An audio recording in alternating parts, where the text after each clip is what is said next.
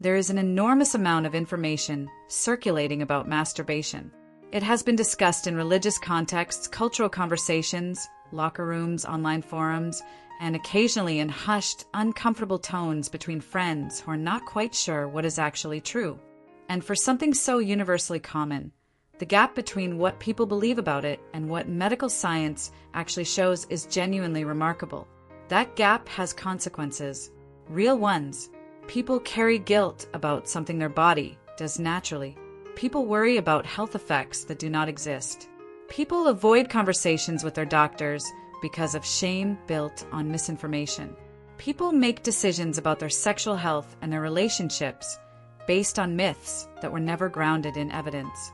This video is going to close that gap. We're going to go through 5 of the most persistent, most widespread myths about masturbation and replace each one with what health science and medical research actually show. This is not going to be sensational. It is not going to be uncomfortable. It is going to be exactly what it should be, which is honest, clear, medically responsible health education delivered with the respect that every person watching this deserves. Within the first few minutes of this video, you're going to start understanding why masturbation myths are not just harmless misconceptions. They are active sources of psychological harm for millions of people. And by the end, you're going to have something genuinely valuable: accurate information about your own body and your own sexual health, completely free of the shame and misinformation that most of us were handed without ever asking for it. Let us start with why this matters before we get into the myths themselves. Masturbation is one of the most common human behaviors across virtually every culture, every demographic, and every stage of adult life. Research consistently shows that the majority of adults masturbate at some point, and a significant proportion do so regularly. It is, by any epidemiological measure, a normal part of human sexuality. And yet it is surrounded by more myth, more shame, more misinformation, and more silence than almost any other aspect of human health behavior.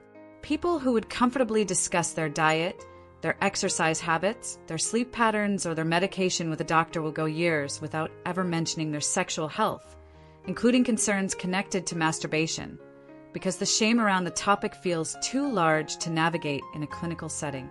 That silence has a cost. When people cannot speak openly about their sexual health, they cannot get accurate information. When they cannot get accurate information, they operate on myths. And when they operate on myths, the results range from unnecessary psychological suffering to genuinely harmful health decisions. A person who believes masturbation is causing them physical damage may experience real anxiety, symptoms around a completely normal behavior. A person who believes they are somehow weakening themselves through masturbation may make unnecessary and sometimes harmful changes to their behavior based on false information. A person who carries deep shame about something that is medically considered normal may develop a complicated relationship with their own body and sexuality that affects their confidence, their relationships, and their mental health for years. None of this is necessary, and all of it begins to dissolve when it meets accurate information. So let us get into the myths. The first myth is that masturbation causes direct physical health damage. This is perhaps the oldest and most pervasive myth in the entire category. For centuries, medical authorities, religious institutions, and cultural voices across many societies promoted the idea that masturbation was physically harmful. The claimed consequences ranged from the relatively mild to the genuinely alarming: blindness, stunted growth, weakness, skin problems, organ damage, mental deterioration. The list was long, specific, and almost entirely fabricated. To be direct with you, modern medical research does not support any of these claims. There is no credible scientific evidence that masturbation causes blindness, stunted physical development, organ damage, or any of the other specific physical harms that have been culturally attributed to it. These claims originated in historical periods when the understanding of human sexuality was essentially non-existent from a scientific standpoint, and they persisted through cultural transmission long after evidence failed to support them. What does the research actually show about the physical effects of masturbation? For the most part, it shows neutrality on the harm side and some genuinely positive findings on the benefit side. Masturbation is a normal physiological behavior that the body is designed to accommodate. The physical processes involved, including arousal, muscle engagement, and the release of neurochemicals like dopamine, oxytocin, and endorphins, are the same processes involved in partnered sexual activity, which is not generally considered physically harmful. Some research has pointed to potential health benefits associated with regular sexual activity, including masturbation. These include stress reduction through the release of tension and neurochemicals, temporary pain relief through the release of endorphins and oxytocin, potential cardiovascular benefits associated with physical arousal. And for people with penises, some research has suggested associations between regular ejaculation and reduced risk of certain prostate conditions. Though this is an area where research is ongoing and findings should be interpreted carefully rather than as definitive conclusions, it is important to be medically responsible here and note that the evidence for specific health benefits varies in quality and consistency. What is consistent and clear in the research is the absence of evidence for the physical harms that have been historically attributed to masturbation. The body is not damaged by this behavior in the ways that have been claimed. There are specific physical considerations worth noting. Like any physical activity, masturbation can cause irritation or soreness if done excessively or without adequate care. Overly vigorous or frequent masturbation can cause temporary genital skin irritation or sensitivity. But this is a minor, self-limiting issue rather than lasting damage. The distinction between minor, temporary discomfort from any physical behavior done excessively and genuine organ damage is important. The physical harm myth persists partly because it was taught by authority figures, partly because of cultural and religious reinforcement, and partly because anxiety about masturbation can produce real physical symptoms, tension, discomfort, and changes in physical response that a person might incorrectly attribute to the behavior itself rather than to the anxiety surrounding it. When you remove the myth, you remove a significant source of that anxiety. And when the anxiety decreases, the physical experience often normalizes. The second myth is that masturbation lowers testosterone and physically weakens the body. This myth has found particular traction in fitness and athletic communities where there is a widespread belief that sexual abstinence, including abstinence from masturbation, improves physical performance, increases testosterone, and creates some kind of competitive physiological edge. It has produced various cultural practices and personal rules built entirely around the idea that ejaculation depletes something essential from the body. Here is what the research actually shows. The relationship between masturbation, ejaculation, and testosterone is far more nuanced than the myth suggests, and the direction of the evidence does not support the claim that masturbation meaningfully lowers testosterone in ways that affect physical performance or health. Testosterone levels in the body fluctuate throughout the day and in response to numerous factors including sleep, stress, nutrition, exercise, and circadian rhythms. The impact of ejaculation on testosterone levels has been studied, and the findings are not consistent with the idea of significant, lasting depletion. Some studies have shown a modest, temporary reduction in testosterone immediately following ejaculation, which normalizes relatively quickly. Others have found no significant effect. One widely cited study found that testosterone levels were actually modestly elevated after approximately a week of abstinence. But importantly, no study has demonstrated that normal masturbation frequency produces lasting testosterone suppression that meaningfully affects health, muscle development, or physical performance. The idea that the body has a fixed reservoir of vitality or strength that is depleted by sexual activity or ejaculation is not supported by modern endocrinology or physiology. The body continuously produces hormones, including testosterone, through ongoing biological processes. Ejaculation does not meaningfully disrupt these production processes in healthy adults. For people pursuing athletic performance specifically, there is no credible evidence that abstaining from masturbation or sexual activity provides a measurable competitive advantage. Studies examining sexual activity and athletic performance have generally found no significant negative effect on physical performance metrics. What can affect testosterone levels meaningfully include chronic sleep deprivation, significant nutritional deficiencies, chronic stress, obesity, certain medical conditions, excessive alcohol consumption, and various other factors that have nothing to do with masturbation.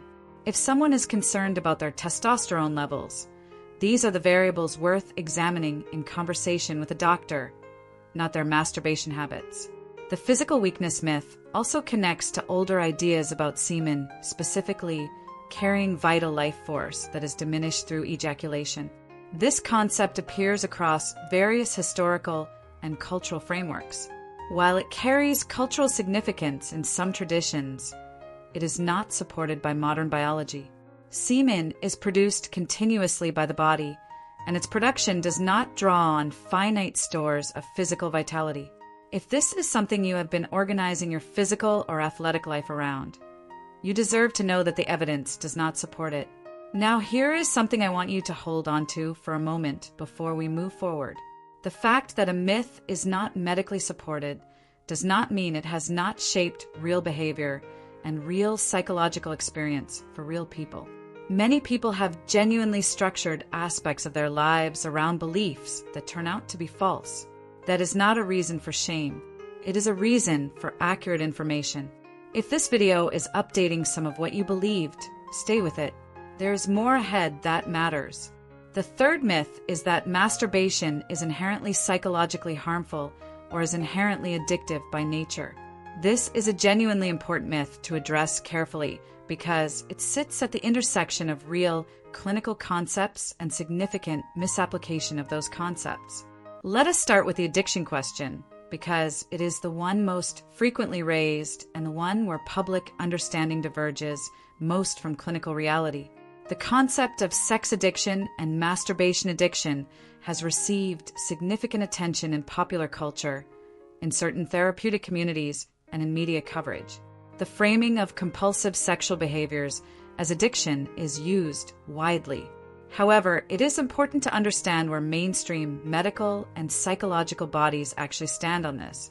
As of the current major diagnostic frameworks used by mental health professionals, compulsive sexual behavior disorder is recognized as an impulse control disorder by the World Health Organization in the ICD-11.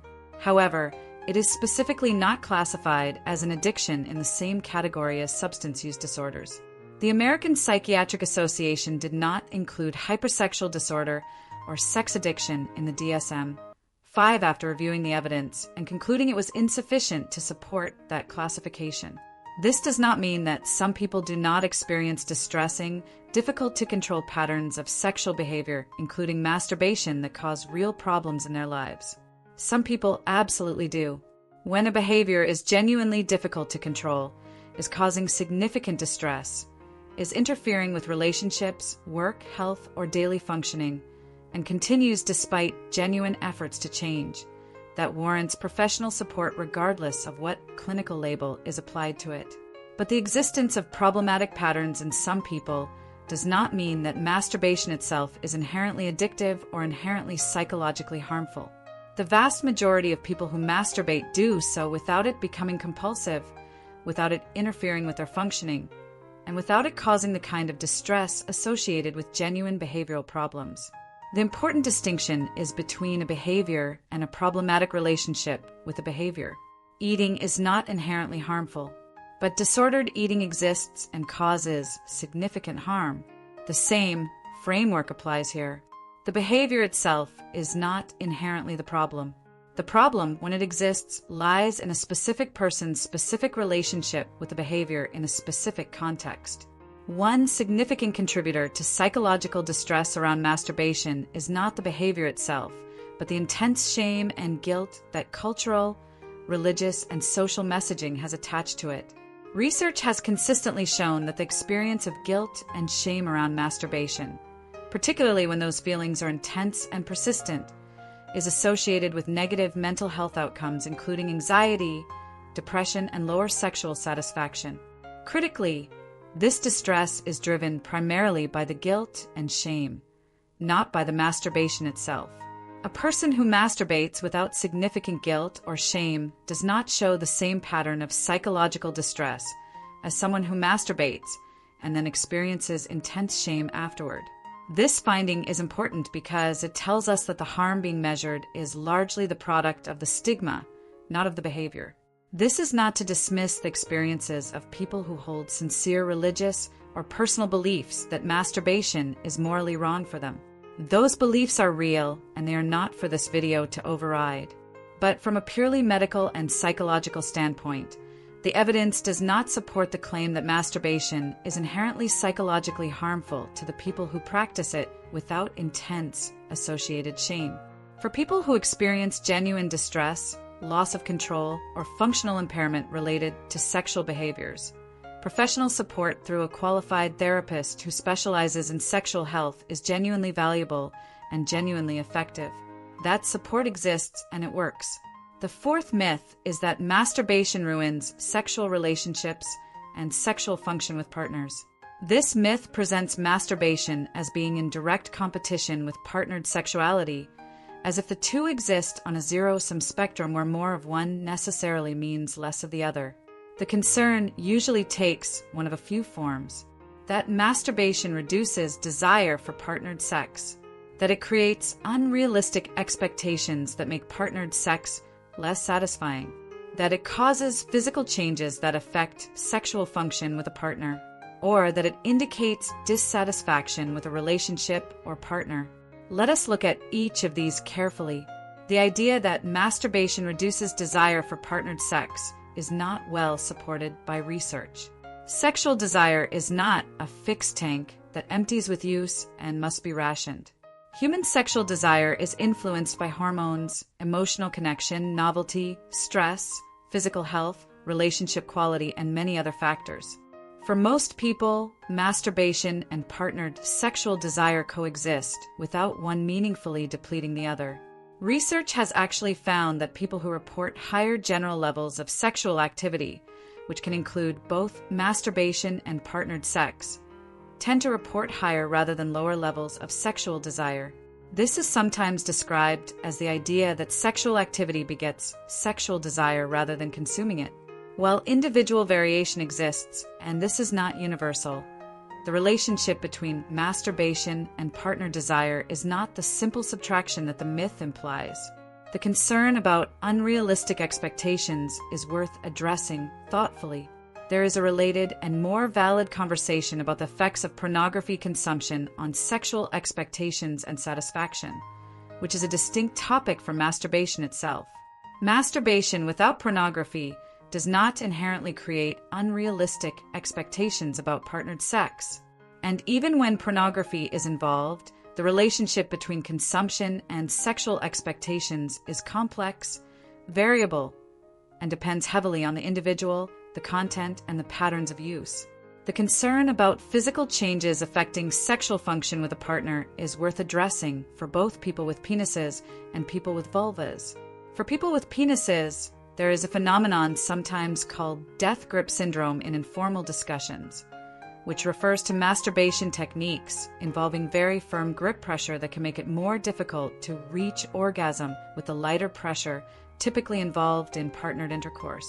This is a real phenomenon for some individuals, though it is not universal, and it is generally addressable by adjusting masturbation technique over time. It is worth mentioning to a doctor or sex therapist if it is causing difficulty.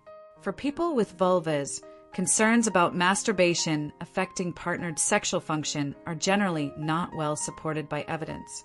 Self-stimulation does not cause physical changes that impair partnered sexual response. It can, in fact, help individuals understand their own arousal and orgasm patterns in ways that can enhance communication and experience in partnered contexts. The concern that masturbation indicates relationship dissatisfaction or emotional disconnection from a partner reflects a misunderstanding of human sexuality. Research consistently shows that masturbation occurs across the full spectrum of relationship satisfaction, including among people in highly satisfying, sexually active relationships. It is not a reliable indicator of relationship problems. Many couples openly discuss and accept each other's independent sexual expression as a normal part of their individual sexuality. The meaning attributed to masturbation within a relationship is largely a product of the couple's communication, values, and agreement rather than an inherent signal about relationship health. There are situations where patterns of masturbation do intersect with relationship concerns, particularly when one partner feels that masturbation is consistently prioritized over partnered intimacy, or when pornography used connected to masturbation is a source of conflict or hurt. These are real relationship issues worth addressing, ideally with the support of a couples therapist. But they are relationship and communication issues, not inherent consequences of masturbation itself. The fifth myth is perhaps the most psychologically damaging of all the 5 we are covering today, and that is the myth that feeling shame about masturbation means something is fundamentally wrong with you as a person. This one is more subtle than the others. It is not a claim about physical damage or performance. It is a claim about identity and worth. And it operates in the psychological background of millions of people's relationship with their own sexuality in ways that are genuinely harmful. Here is how this myth typically works. A person grows up receiving strong cultural, religious, or familial messages that masturbation is wrong, dirty, sinful, or shameful. They experience the natural development of sexual feelings and behaviors, including masturbation. The behavior conflicts with the messages they have received. They feel shame, and then because they continue to experience the behavior despite the shame deepens. It becomes not just about the behavior, but about the self. The feeling becomes not just I did something wrong, but there is something wrong with me. This is a particularly destructive psychological pattern because shame of this depth is not motivating in healthy ways. It does not produce positive change. It produces concealment, self-criticism, anxiety, and a fractured relationship with one's own body and sexuality. It creates a private self that feels fundamentally different from the public self, a split that takes real psychological energy to maintain and that can affect confidence, intimacy, and mental health in broad ways. The medical and psychological reality is this: experiencing sexual feelings and behaviors as a normal adult human being does not mean something is wrong with you. The capacity for sexual feeling is part of human biology. Acting on that through masturbation is something the majority of humans do. The shame that many people carry about it is a product of external messages absorbed over years, not a reflection of inherent wrongness or defect. This does not require you to abandon any religious or personal values you hold about sexuality. Values are yours to hold.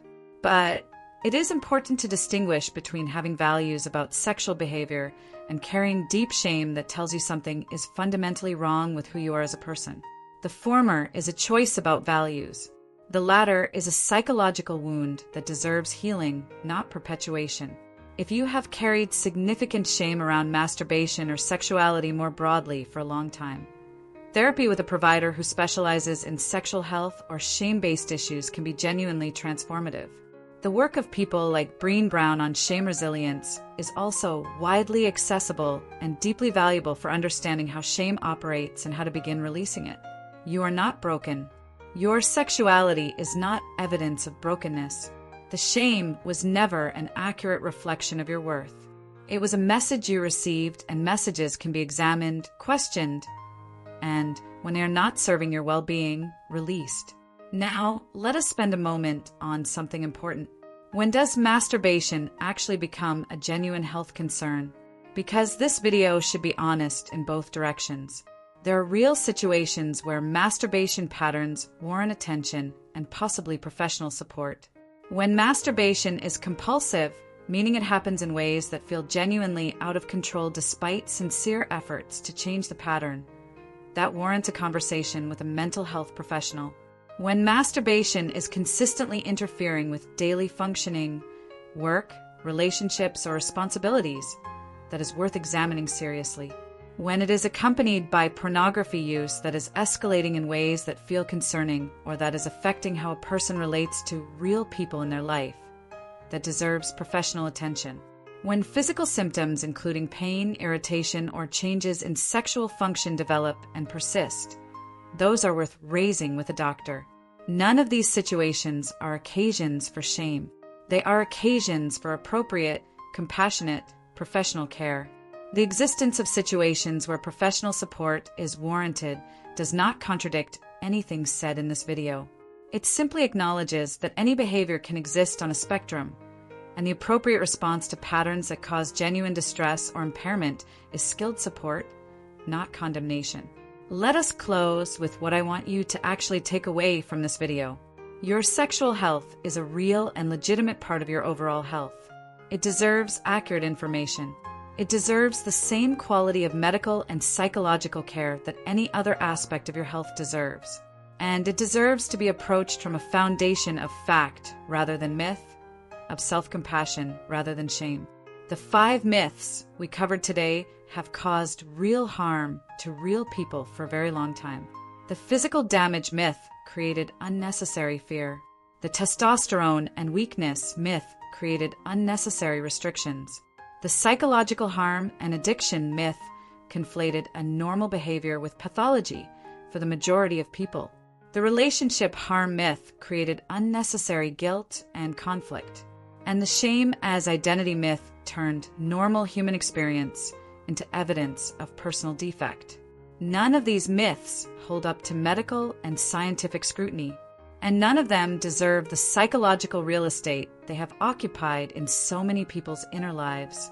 If you are carrying something related to what we talked about today, whether it is a belief you are now questioning, a pattern you are concerned about, or shame you have carried for a long time, please know that support exists.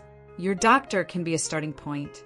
A therapist who specializes in sexual health can be extraordinarily valuable. The research and education available from reputable sexual health organizations is a genuine resource.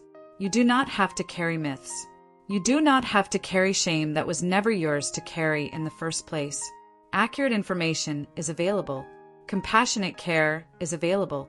And a relationship with your own body that is grounded in truth rather than fear is absolutely possible. Thank you for watching this through to the end.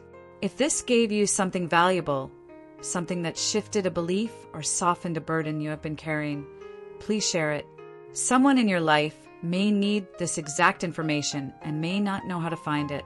Subscribe for more honest, medically grounded health content.